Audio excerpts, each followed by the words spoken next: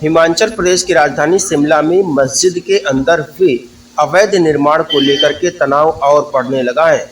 इस मस्जिद को लेकर के बुधवार को पुलिस और प्रदर्शनकारियों के बीच झड़प की भी खबर आ रही थी। पुलिस ने एहतियातन शिमला के संजोली नगर में धारा 163 लगा दी है।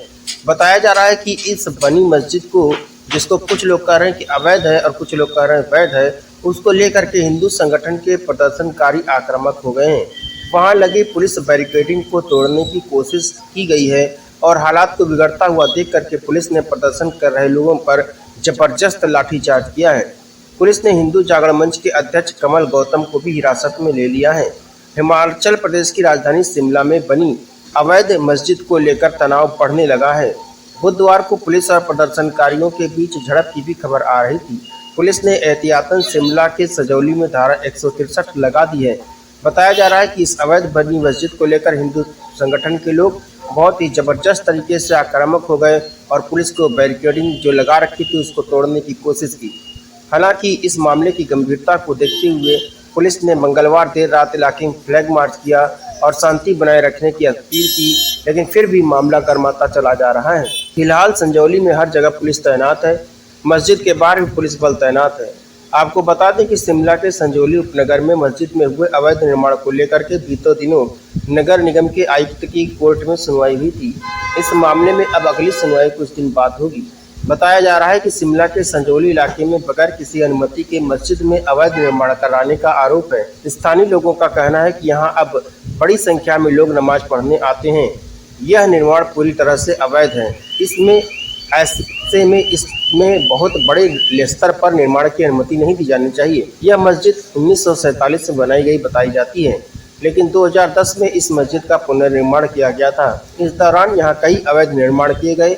लोगों का कहना है कि शिमला नगर निगम ने मस्जिद के अंदर किए गए अवैध निर्माण को लेकर के कई बार नोटिस दी, लेकिन इसके बावजूद भी अवैध निर्माण करने का काम रोका नहीं गया। बताया गया है कि 2010 में सिर्फ एक मंजिल तक ही यह मस्जिद थी, लेकिन धीरे धीरे करके इसके ऊपर कई तरह के निर्माण कार्य किए जाते रहे और आज यह स्थिति है कि यह मस्जिद बहुमंजिला हो चुकी है। इस मस्जिद में हुए अवैध निर्माण के खिलाफ लोग अब सड़कों पर हैं। पिछले गुरुवार को भी लोगों ने इस मामले में जमकर प्रदर्शन किया था। इन लोगों की मांग है कि इस मस्जिद में जो भी अवैध निर्माण कराए गए हैं उसे बगैर देरी के गिराया जाए। मस्जिद में हुए अवैध निर्माण के खिलाफ महिलाएं भी सड़कों पर उतर गई हैं।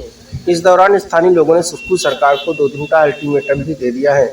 जो लोग इस मस्जिद में हुए अवैध निर्माण का विरोध कर रहे हैं, उनका कहना है कि उनके विरोध प्रदर्शन किसी भी धार्मिक स्थल के खिलाफ नहीं है। उनका यह विरोध प्रदर्शन धार्मिक स्थल के अंदर हुए अवैध निर्माण को लेकर के है। 2010 में जब पुरानी मस्जिद की जगह नई मस्जिद का निर्माण कार्य शुरू किया गया तो उस दौरान यहाँ दुकानें हुआ करती थीं। निगम ने मस्जिद में अवैध निर्माण को लेकर के कई बार नोटिस दिया था, लेकिन कोई भी इस नोटिस को गंभीरता से नहीं लिया। सूत्रों के अनुसार मस्जिद का निर्माण जो है वह 6750 स्क्वायर फुट तक पहुंच चुका है और आपको बता दें कि जमीन हिमाचल प्रदेश सरकार की है। ऐसे में यह पूरा मामला बहुत ही बेहतर तरीके से गर्माता हुआ दिखाई दे रहा है। विभिन्न संगठनों के बयान भी सामने आ रहे हैं, जिनमें देखें आप ये क्या बयान कहते हैं। तो यहाँ से बाहर से आके रोहिंग्या और भी यहाँ पे जो लोग आए हैं उनकी बिना रजिस्ट्रेशन किए 190 की रजिस्ट्रेशन है 2010 से 2014 तक और अब ये 2000 से ऊपर चले गए हैं। मैं ये चाहती हूँ कि हर जगह इनको बिठाया गया है। रेडी वाले हैं, आप कोई भी कार्य कर रहे हैं और जो हमारे हिंदू वर्कर्स हैं उनको ये बैठने ही नहीं देते। और जगह जगह जैसे मस्जिद का मामला है 2010 से शुरू होकर 2014 तक 4 मंजिला भवन बन गया, जहां से महिलाएं बच्चे गुजर नहीं सकते और शुक्रवार के दिन वहाँ पे इतनी लड़ाइयाँ होती है और हमारी जो हिंदू बहनें हैं उनको तरह तरह से यातनाएं सहन करनी पड़ती है। जाना आना मुश्किल हो गया है। ये प्रोटेस्ट इसलिए है कि यहाँ पे जो बाहर से मुस्लिम आए हैं उनको हम नहीं चाहते कि वो यहाँ के दंगे फसाद करें। हमको ही मतलब यहाँ के हम लोकल वासी हैं, ये लोग हमको मारे आके, इसलिए हम ये कर रहे हैं कि बाहर वालों को जो भी रोंगे आ रहे हैं उन लोगों को आप लोग स्टॉप करें प्लीज। सोशल मीडिया में भी आया है और कुछ उसमें जो समाज के लोग हैं उन्होंने उसके ऊपर टीका टिप्पणी भी करी है। तो उसमें मैं तो ये कहूँगा कि सरकार द्वारा कार्रवाई जहाँ तक उसके स्ट्रक्चर के इलीगैलिटी की है उसके ऊपर जो है वो कार्रवाई करवाई जा रही है। अभी तो क्योंकि ये मैटर म्यूनिसिपल कॉरपोरेशन के जो कमिश्नर है शिमला के, उनके अधीन है, विचाराधीन है, काफी लंबे समय से वहां पर पेंडिंग है।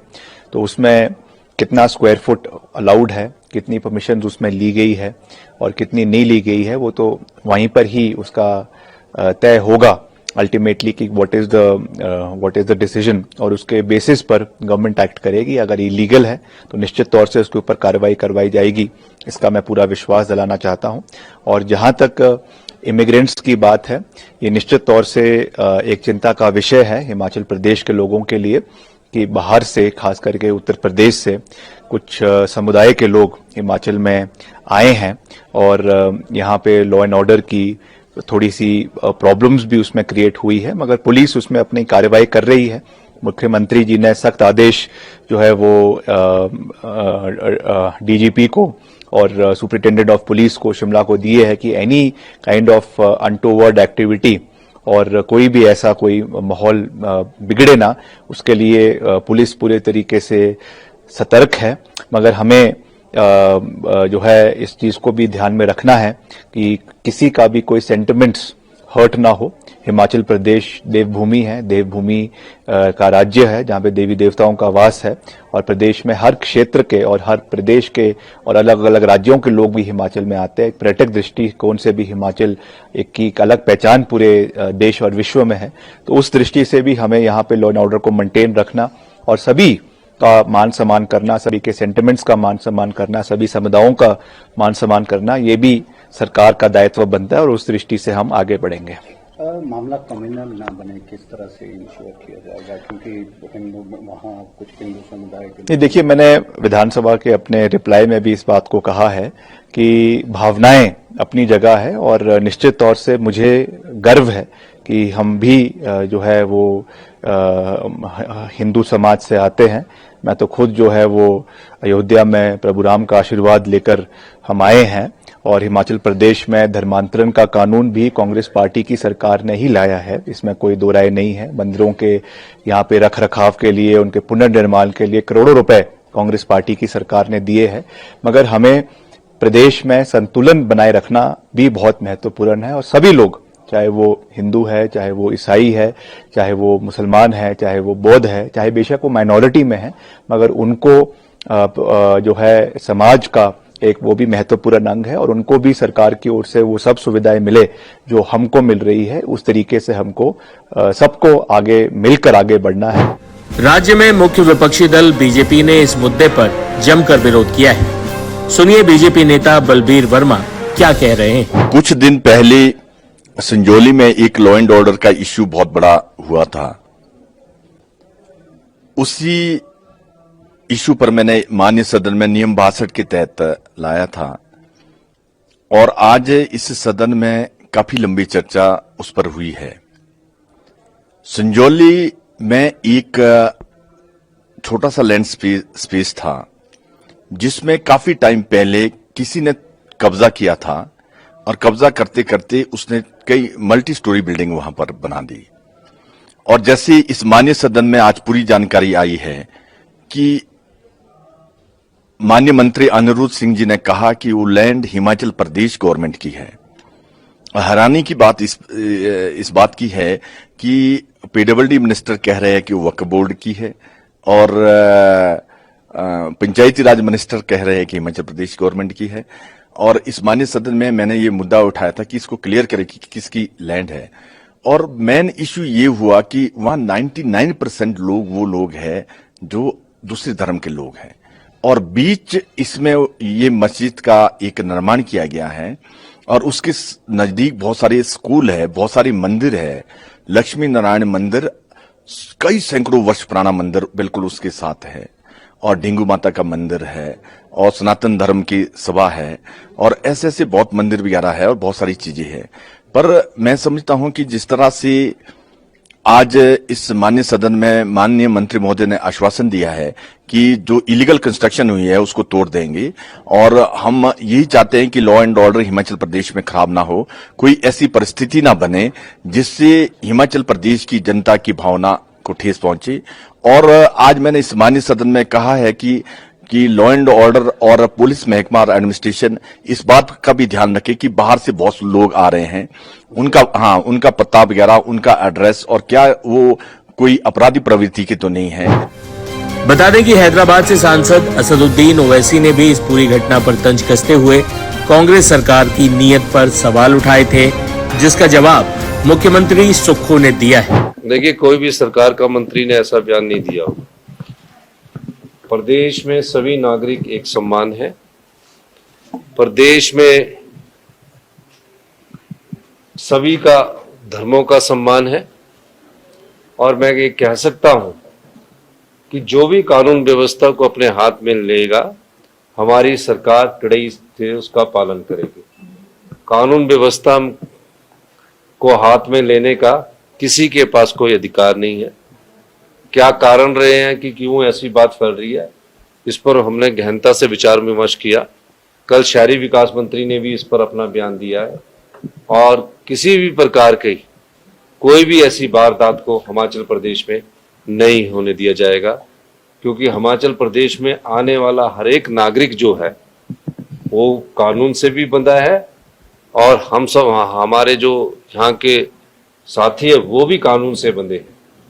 इसलिए ये जो प्रोटेस्ट हो रहे हैं, ये एक प्रोटेस्ट उनका है, पीसफुली प्रोटेस्ट हो, वो हम उसका सम्मान करते हैं, लेकिन किसी भी प्रकार की कानून व्यवस्था को तोड़ने की इजाजत, चाहे वो कोई राजनीतिक नेता है, चाहे कोई वो कार्यकर्ता है, चाहे किसी पार्टी का समर्थक है, उनको नहीं है। ताकि हमारा प्रदेश जो है वो कंक्रीट का जंगल ना बने, और लोग जो हैं, ये टूरिस्ट प्लेस है, पूरे दुनिया से लोग यहाँ पे आते हैं घूमने, और अगर उनको न्यूयॉर्क या दिल्ली जहाँ कंक्रीट है, पेड़ भी देखने को अगर वो मिलेंगे तो क्या फ़ायदा है हिल स्टेशन का। धीरे धीरे मैं समझता हूँ वो ख़त्म हो जाएगा, तो इसके लिए अंकुश लगाने की ज़रूरत है। सर, जिस तरह रहते हैं, वो डील कैसे करनी है इस पर डिपेंड करता है। कुछ लोग हैं जो किसी भी मुद्दे को उठा के उसको नया रूप दे देते हैं, अलग रूप दे देते हैं। इसमें भी वैसे किसी ने कम्युनल रूप दे दिया, किसी ने एक स्पेसिफिक समुदाय को टारगेट किया, ये अपने अपने। और कुछ लोग ऐसे है कि अपनी नई नई राजनीति झाड़ने के लिए, इसको बोलते हैं हाईलाइट होने के लिए, वो तरह तरह की बयानबाजी बाहर पब्लिक के बीच में करते हैं। तो ये हर जगह जो ऐसे एलिमेंट्स होते हैं। पर सरकार जो है, स्पीकर साहब ने भी अंदर आपके समक्ष ही बोला है कि पीसफुली जो है वो कानून देखेगा, अपना काम जो है लॉ एंड ऑर्डर सिचुएशन जो है वो हिमाचल प्रदेश सरकार की जिम्मेवारी है कि वो और कानून के दायरे में रह के कोई भी फैसला हो कानून के दायरे में रह के होना चाहिए। हिमाचल में पढ़े लिखे लोग हैं, और मैं नहीं समझता हूँ कि आज तक कभी भी कोई ऐसा हरकत हुई है, और वी विल इंश्योर कि ऐसी कोई हरकत जो है आने वाले समय में भी ना हो। आराम से, कानून से ऊपर कोई नहीं है, कानून अपना काम करेगा, दायरे में रह के जो भी रूल एंड रेगुलेशंस और एक्ट्स हैं उसके दायरे में रह के काम करेगा। ये मैं पूरा सभी आपके दर्शकों को, पूरी जनता को ये बोलना चाहूँगा कि कानून अपना काम ज़रूर करेगा, उस पर विश्वास बनाए रखें। ये बिल्डिंग का मामला है, उसमें हर आदमी की अपनी प्रक्रिया होती है, अपनी भावना रहती है, परंतु काम तो कानून के दायरे से ही होगा। सरकार गंभीर है, हर संवेदनशील मामले के ऊपर, सीरियस मैटर्स के ऊपर बहुत गंभीर रहती है हमेशा। न केवल मैं एक बिल्डिंग की बात कर रहा हूँ, मैं पूरे हिमाचल की बात कर रहा हूँ, चाहे वो म्यूनिसिपल कॉर्पोरेशन एरिया हो, चाहे वो टीसीपी का क्षेत्र है। जो भी अवैध निर्माण है उस पर सख्ती से कार्रवाई जो है वो की जाएगी। जो ये सोसाइड बिल्डिंग इन संजौली की आप बात कर रहे हैं, इसके ऊपर जो है सभी ने चिंता भी व्यक्त करी है, क्योंकि संवेदनशील मुद्दा है। इसको जो है जल्द ही जो है म्यूनिसिपल कॉर्पोरेशन कोर्ट में अभी चल रहा है। जो 7 तारीख की पेशी थी उसमें दोनों पक्षों से जवाब जो है आया है, उन्होंने अपना जवाब दायर किया है। तो मैं समझता हूँ इसके ऊपर जल्द ही जो है फैसला आएगा। कोई भी जिसकी कंप्लेंट या case any court of law में है, किसी भी कोर्ट ऑफ लॉ में है, चाहे वो म्यूनिसिपल कॉर्पोरेशन में है, चाहे वो डिस्ट्रिक्ट कोर्ट्स में, उसका जल्दी जो है निपटारा होना चाहिए। मैं ऐसा नहीं, मैं सभी बिल्डिंग्स की बात कर रहा हूँ। मैंने शुरू में ही बोल दिया कि हिमाचल प्रदेश में चाहे कोई भी एरिया हो, कोई म्यूनिसिपल कॉर्पोरेशन एरिया हो, टाउन कंट्री प्लानिंग का एरिया हो, नगर परिषद के एरिया हो, अवैध निर्माण को जो है सहन नहीं किया जाएगा।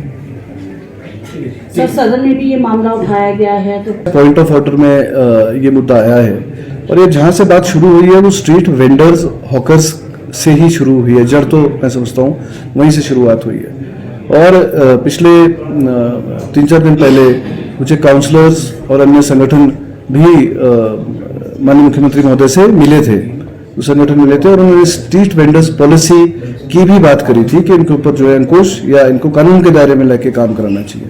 उसी का संज्ञान लेते हुए, उसी का लोगों की जन भावनाओं का सम्मान करते हुए माननीय मुख्यमंत्री महोदय ने आज विधानसभा में आज के दिन में ही आप शाम तक आपके पास लिस्ट आ जाएगी कि इधर विधानसभा कमेटी या कैबिनेट सब कमेटी का गठन किया जाएगा ताकि एक पॉलिसी फ्रेम हो सके। पॉलिसी ऑलरेडी स्ट्रीट वेंडर्स की पॉलिसी ऑलरेडी है, उसको अमेंड करा जाए कि किसी को लाइसेंस देना है तो उसकी प्रॉपर वेरिफिकेशन होनी चाहिए। इसका ये नहीं है कि कौन से प्रदेश का वो आदमी है, हिमाचल का भी कोई अगर आदमी काम कर रहा है, किसी दुकान में भी काम कर रहा है, हाउस होल्ड में भी कोई काम कर रहा है, उन सभी की जो है प्रॉपर वेरिफिकेशंस वो उसके लिए जो है आज कमेटी जो है का गठन जो है कर दिया और जल्दी इसके ऊपर कार्रवाई भी जो है इसके ऊपर जल्दी शुरू कर दी जाएगी।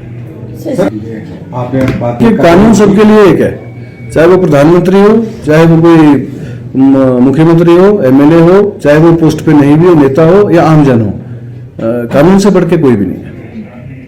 तो सबके ऊपर जो है मैं समझता हूँ इलीगल इज इलीगल। तो वो ये नहीं है कि पिक एंड चूज थोड़ा होता है कि इसका है तो ये कोई बड़ा आदमी है, पावर इन्फ्लुएंशियल आदमी है या ये कोई गरीब आदमी है, इनके लिए कानून अलग अलग हो। कानून एक है और कानून के दायरे में रह के